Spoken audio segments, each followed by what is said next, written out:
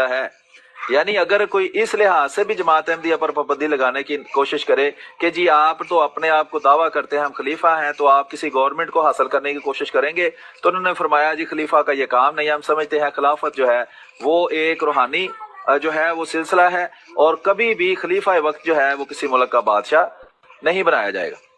تو اس کے بعد صفحہ نمبر 25 ہے جی، اس کے اوپر پھر ایک سوال ہے یحییٰ بختیار صاحب کا کہ I am trying to elaborate. تو حضرت خلیفۃ المسیح فرماتے ہیں جی، اس کے بعد کہتا ہے جی because you said that the religion is something in which nobody should interfere.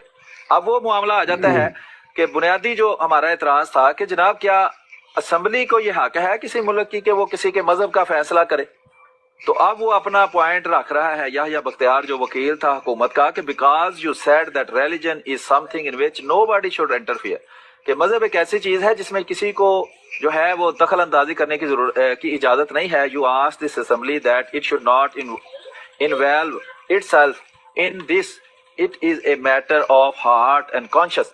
تو آپ نے انہوں نے وہ کہتے ہیں جی آپ احمدی مسلمان ہمیں کہتے ہیں اب کہ اسمبلی کو یہ حق نہیں ہے کہ وہ ہم اس معاملے میں دخل اندازی کریں، کیونکہ یہ دل کا معاملہ ہے اور یہ ہماری سوچ کا معاملہ ہے، یعنی ہمارے اپنے ایمان کا مسئلہ ہے. اس لیے آپ کو اس میں اجازت نہیں ہے کسی اسمبلی کو کہ اس میں وہ دخل اندازی کرے. You said that this is a human right, a fundamental right. تو یہ آپ نے کہا ہے، یعنی وہ کہہ رہا ہے جی کیا آپ یہ کہتے ہیں کہ یہ ایک بنیادی انسانی حق ہے کہ ہم جو مرضی مذہب اختیار کریں اور کسی کوئی دوسرا اس میں انٹرفیئر نہیں کر سکتا؟ تو مرزا ناصر احمد صاحب رحمۃ اللہ علیہ فرماتے ہیں ڈیڈ آئی سے دیٹ، کیا میں نے ایسے کہا ہے؟ تو یحییٰ بختیار کہتا ہے I will come to that, I am just. پھر وہ فرماتے ہیں حضرت خلیفۃ المسیح no I think I said that our conscience says it our constitution said it, کہ انہوں نے کہا کہ یہ میرا خیال نہیں ہے، میں یہ کہہ رہا ہوں کہ ہمارے آئین میں یہ لکھا ہوا ہے کہ جو مذہب ہے وہ میرا ذاتی ایک فعل ہے، اور حکومت کو جو ہے قانون یا اسمبلی اس کو اجازت ہی نہیں ہے کہ چونکہ مذہب کسی کو اختیار کرنا میرا بنیادی حق ہے، تو جو بنیادی حق ہے اس کے چھیننے کے لیے اسمبلی کو اختیار ہی نہیں ہے. یہ آرٹیکل 8 ہے آئین کا کہ وہ اس پر بحث بھی کرے. تو پھر وہ کہتا ہے Yahya Bakhtiar yes I am relying on human rights, I said declaration of human rights.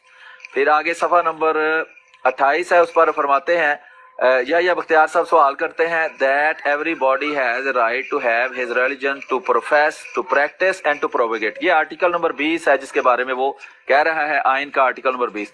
حضرت خلیفۃ المسیح فرماتے ہیں یس کہ ہاں بالکل یہ تو اس میں لکھا ہے آئین میں. پھر حضرت خلیفۃ المسیح فرماتے ہیں ٹو ایکسپریس آور فیتھ، کہ ہم جو بھی عقیدہ رکھتے ہیں اس کو کہنے کی ہمیں اجازت ہے. اب وہ کہتا ہے to express and to propagate, کہ آپ کو ظاہر کرنے کی بھی اجازت ہے اور اس کی تبلیغ کی بھی اجازت ہے. تو وہ کہتے ہیں ٹو ایکسپریس آور فیتھ. پھر وہ کہتا ہے نو پریکٹس، آئی ول سے یوز دی ورڈ پریکٹس. وہ کہتا ہے ایکسپریس کی جگہ پریکٹس کا لفظ استعمال کریں، کیونکہ وہ ٹیکنیکل وہ ہے وکیل ہے تو اس کو لگتا ہے کہ ایکسپریس کی جگہ پریکٹس کہنا چاہیے. اب خلیفۃ المسیح فرماتے ہیں جادلہم باللتی ہی احسن، اس قرآن ہدایت کے مطابق جو ہوگا اس سے کوئی خرابی پیدا نہیں ہوگی. یعنی کہ جو تبلیغ ہے وہ کہتا ہے کہ اس میں اگر خرابیاں پیدا ہوں تو پھر وہ کہتے ہیں کہ اگر اللہ تعالیٰ کی ہدایت کے مطابق تبلیغ کی جائے تو خلیفۃ المسیح فرماتے ہیں پھر تو اس میں سے کوئی مسئلہ نہیں پیدا ہو سکتا. آگے صفحہ نمبر 28 ہے، یحییٰ بختیار کہتا ہے now that is the freedom of religion, یہ مذہب کی آزادی ہے. will they allow him in America to marry؟ اب وہ دوسرے ممالک کی مثال دے رہا ہے کہ وہاں اگر کوئی بندہ دھوکے بازی کر کے اپنے مذہبی حقوق سے علاوہ کوئی حقوق لینے کی کوشش کرے تو پھر کیا کریں گے؟ تو حضرت خلیفۃ المسیح فرماتے ہیں if they don't allow it they should not do it or leave America. اب وہ کہتے ہیں کہ اگر امریکہ کے اندر کوئی ایسا قانون بن جائے جو انسانی حقوق کے خلاف ہو تو کیا کرنا چاہیے؟ تو خلیفۃ المسیح فرماتے ہیں ان کو قانون کی پاسداری کرنی چاہیے، اور اگر اس کے باوجود وہ یہ کام کرنا چاہتے ہیں تو امریکہ سے باہر جا کے ہی کرنا چاہیے.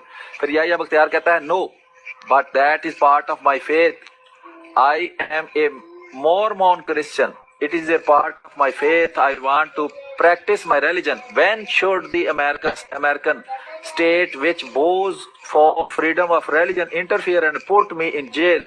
تو وہ کہتا ہے کہ جی وہ امریکہ میں مورمونز کے رائٹ جو ہیں وہ بھی تو چھینے گئے ہیں نا، تو وہ دیکھیں وہ تو بڑے چیمپئن ہیں تہذیب کے، تو پھر ان کو کس نے اجازت دی ہے یہ کام کرنے؟ اگر وہ کر سکتے ہیں تو ہم کیوں نہیں کر سکتے؟ تو خلیفۃ المسیح فرماتے ہیں یہ ایک نیا سوال یہ پیدا ہو گیا ہے کہ جس وقت انسان کا مذہبی عقیدہ قانون وقت ہی کے متصادم ہو جائے تو پھر کیا راستہ اختیار کرنا چاہیے؟ یہ ایک نیا سوال ہے. اب صفحہ نمبر 29 ہے، आप फरमाते हैं, खलीफतुल मसीह फरमाते हैं, थ्रू आउट द वर्ल्ड मेरे अंदाजे के मुताबिक कमोबेश 1 करोड़ हैं। अब वो तादाद का सवाल आ गया है। यहया बख्तियार कहता है how many of them are in Pakistan, Pakistan में कितने अहमदी हैं? तो हजरत मिर्जा नासिर अहमद रहमतुल्लाह फरमाते हैं मेरे अंदाजे के मुताबिक 35 से 40 लाख तक अहमदी मुसलमान पाकिस्तान के अंदर मौजूद हैं। तो अभी ये आप राजा साहब को इस वक्त तक जो हमने बात की है उस पर तबसरा करना चाहें या आगे मजीद आप पेश करना चाहें तो आप देख लें, फिर मैं थोड़ी देर के लिए म्यूट करता हूँ।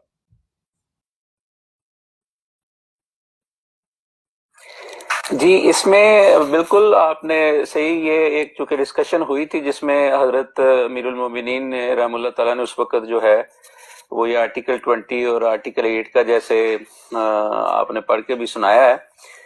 तो हजूर ने मतलब ये कहा था कि ये पार्लिमान हमारी जो है, ये नेशनल असेंबली ये सुप्रीम लेजिस्लेटिव बॉडी है और इसके ऊपर कोई पाबंदी नहीं है सिवाय इन पाबंदियों के जो खुद अपने ऊपर आयद करे। तो अब जो पाकिस्तान का आइन है इसकी दफा 9 भी ये कहती है कि इस हाउस को ये इख्तियार नहीं है कि जो हुकूक उसने दिए हैं उनमें कमी, यानी वो हाउस को, पार्लिमान को भी इख्तियार नहीं है कि या वो उसको मनसूख कर सके। तो अब यहाँ क्या सूरत हाल थी कि असेंबली का बनाया हुआ आइन खुद ये ऐलान कर रहा था कि इन्हें इस किस्म का फैसला करने का इख्तियार ही नहीं था। आइन के आर्टिकल 8 जो हज साहब ने हवाला दिया और आपने पढ़ के सुनाया, तो उसके अल्फाज ये हैं कि लॉज इनकंसिस्टेंट विद और derogation of fundamental rights to be void, ये वहां लिखा हुआ है। आगे है कि एनी लॉ और एनी कस्टम और usage having the force of law is so far as it is inconsistent with the rights conferred by the chapter shell to the extent of such inconsistency be void।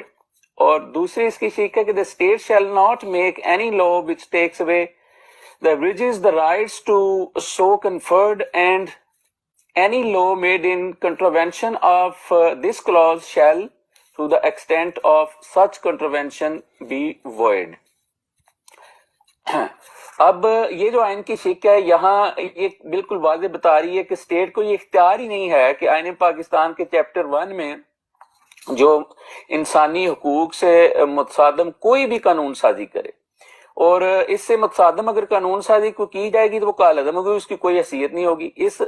और इसकी जो आइन में 6 की जो चंद सतरें जो उससे पहले आर्टिकल 7 में भी हैं, तो स्टेट की तारीफ भी उसमें बता दी गई हुई है, और उस तारीफ की रूह से पार्लियामेंट भी स्टेट का हिस्सा है। और पार्लियामेंट, स्टेट, ये सब उन इदारों को उसमें पाबंद कर दिया गया कि वो खुद भी जो है इन जो इंसानी हुकूक की जो वहां तहफ़्फ़ुज़ किया गया उसको चेंज करें। तो इसी तरह पार्लियामेंट पे भी ये पाबंदी थी। और आइन का जो आर्टिकल 20 भी है वो भी ये कह रहा है कि हर शख्स को अपना मजहब प्रोफेस करने की और प्रैक्टिस करने की और उसको प्रोपोगेट करने की इजाजत जो है होनी चाहिए। तो अब उधर अच्छा, अटॉर्नी जनरल साहब ने क्या कह रहे हैं, वो कहते हैं कि जी पार्लियामेंट को ये कह रहा है कि वो 2/3 अक्सरियत से आइन के आर्टिकल 8 और आर्टिकल 20 में तमीम कर दी। ये उन्होंने एक प्ली ली थी। तो पहले तो ये कि उनको खुद ही देखे ना, आप वो उलझे हुए थे, बातें और कर रहे थे, इधर उधर के सवालात कर रहे थे। अब यहाँ भी डंडी मारने की कोशिश की, लेकिन आगे हजरत खलीफतुल मसीह सालिस रहमतुल्लाह ताला ने पूरी तरह उसका दफा भी किया, उसको एक्सप्लेन भी किया कि ये भी जो उन्होंने बात की ये खुद बेसिकली इसको वो जो कह रहे थे ना कल, क्या नाम है, डॉक्टर मुबशर हसन के, वो या बख्तियार है कि जाहिल आदमी, तो ये एक जहालत का ही उन्होंने यहाँ भी इजहार किया था। तो जब उसमें पार्लियामेंट चैप्टर 1 में मजकूर जो इंसानी हकूक हैं वो जो कह रही है कि मुतसादम कोई स्टेट या रियासत या उसका कोई आर्गन वो कानून बना ही नहीं सकता, और ऐसा हर कानून जो कालअदम होगा, तो अटॉर्नी जनरल साहब यहाँ क्या कहने की कोशिश कर रहे थे।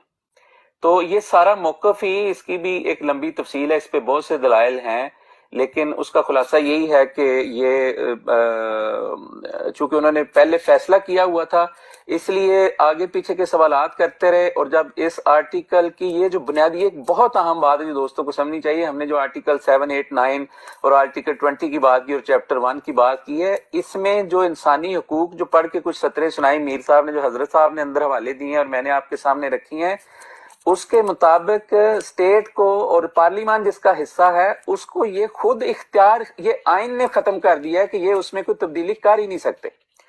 اور آگے جو انہوں نے دلائل دیے وہ بھی حضرت صاحب نے اس کو بھی رد کیا کہ اس سے جو انہوں نے کہ جی وہ اسلامی اصطلاحات اور یہ وہ، تو اس وقت تک تو کوئی ایسی قدغن تھی ہی نہیں جماعت احمدیہ پر، نہ کوئی ایسی قانون تھا. تو یہ سب مطلب ایک جھوٹی پروپیگیشن تھی اور ادھر ادھر کی باتیں کی یا بختیار کریں، لیکن حضرت صاحب نے آرٹیکل کے اور آئین کے حوالے دے کے تو ظاہر ہے اپنے ایک مضبوط دلائل وہاں ان کے سامنے پیش کیے، جس کا اپنا یا بختیار صاحب کے کوئی جواب نہیں تھا. آخر پہ یہ جو اس سے پہلے کہ آپ بات کریں، یہ جو تعداد کی بات کی ہے، اب یہ کیا ڈسکس کرنے والی بات، کس مذہب کی، حالانکہ جماعت احمدیہ الفضل سے پوری دنیا میں ایک منظم ترین جماعت ہے، لیکن یہ 74 کی بات ہوتی ہے کہ تعداد کے مطابق ایک اندازہ ہی ہوتا ہے نا. آج بھی شاید پورے وثوق سے وہ کوئی ایک آئیڈینٹیفائی نہیں کی جا سکتی کہ فلاں ملک میں اتنی تعداد، اتنی ایک اندازہ جتنا آپ لگا سکتے ہیں معین یا حقائق کے قریب وہ کر سکتے ہیں. تو اس سوال سے دلیل کیا اخذ کرنی تھی؟ اگر 10 بندے ہوتے جماعت احمدیہ کے تو کیا ان کو تعداد کی بنیاد پہ صرف یہ تھا کہ ان کے مذہب کا فیصلہ کرنا تھا؟ یا اگر 6 کروڑ 7 کروڑ بھی ہوتے اس وقت احمدی تو کیا یہ تعداد میٹر کرنی تھی اس سلسلے میں کہ 6-10 لوگ اگر ختم نبوت پہ اس طرح سے ان کے عقیدے کے مطابق ایمان نہیں رکھ رہے تو اس کا فیصلہ اور طرح سے ہونا تھا، اور اگر 6-7 کروڑ اگر ایمان رکھ رہے ہوتے تو اس کا فیصلہ اور طرح سے ہونا تھا. تو یہ بالکل ایک بے بنیاد یہ بھی سوال یا یہ دلیل قائم کرنے کی کوشش کی گئی تھی، کیونکہ ایک بندہ ہو یا 1 لاکھ بندہ ہو، ختم نبوت کی تاریخ جو آئین جب آپ پارلیمان میں لے گئے ہیں، جو کہ ناجائز بات تھی، لیکن ایک صرف دلیل کے طور پہ کہ وہ ایک بندہ یا چند بندے بالکل ایک عقیدے پہ ایمان رکھ رہے ہیں یا چند لاکھ یا چند کروڑ رکھ رہے ہیں، بات تو اس عقیدے کی ہے کہ اس پہ آپ نے دلائل دینے ہیں کہ آیا اس کی کیا حقیقت یا کیا حیثیت ہے، اور پھر کیا پارلیمان اس کی مجاز ہے یا نہیں ہے. تو ان دونوں صورتوں میں وہ ناکام تھے، اپنے سوالات میں بھی اور اپنے دلائل میں بھی. اور جو خلیفۃ المسیح الثالث نے آپ نے اس حوالے سے دلائل رکھے تھے ان کے سامنے، اس کا ان کے پاس کوئی جواب نہیں تھا. جی میر صاحب.